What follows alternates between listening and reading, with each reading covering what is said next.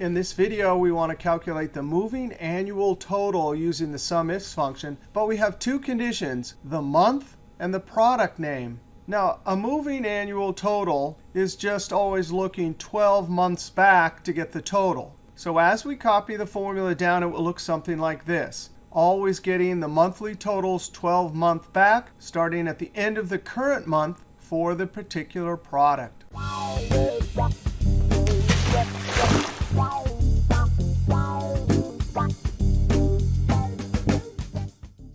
Now, a formula like this in the Excel worksheet or in DAX is quite easy. If we had to do this in Power Query, it would be quite difficult. And in fact, the next two videos, we'll see how to do it in Power Query and DAX.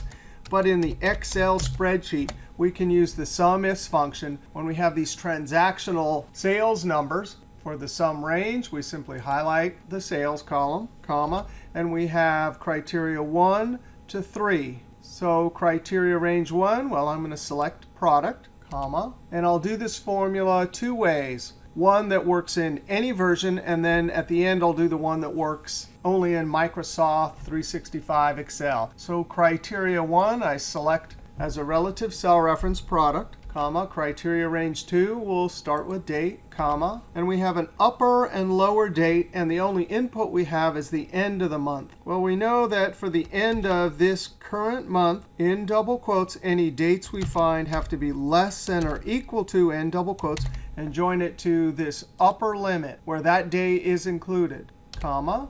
Then we have to repeat the date column because we have a lower limit, comma, criteria 3.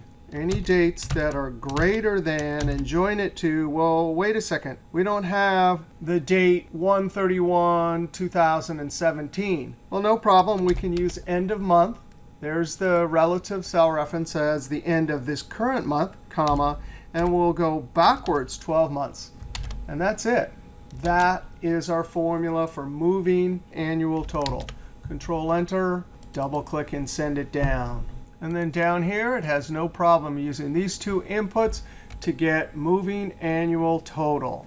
Now, end of the month and product, there's lots of different ways we can create these. But back in 1722, we saw how to do it with dynamic arrays.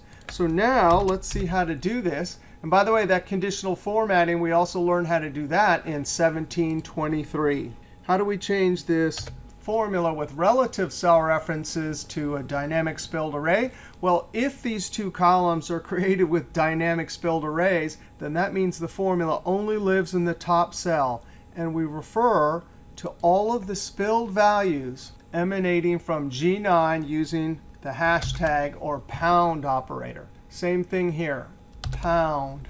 And that hashtag pound is dynamic. So if the dynamic array changes, the formula will change also. Now, when I hit Enter, we're going to get all zeros. And the reason why, as talked about back in Excel Magic Trick 1707, the end of month function is an old add-in function that can't handle an array of items in start date unless we do double negative. That coerces end of month to understand that we're doing a function argument array operation.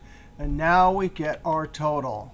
If we come down, we can see our 913. The formula is grayed out, but if I hit F2 to look at the formula, of course, it's not there. That number is being spilled from the top. All right, so that's how to do MAT with the SUMIFS function. Next video, we'll see how to do it with Power Query, and the one after that, we'll see how to do it with DAX. All right, if you like that video, be sure to click that thumbs up, leave a comment, and subscribe, because there's always lots more videos to come from Excel is Fun. All right, we'll see you next video.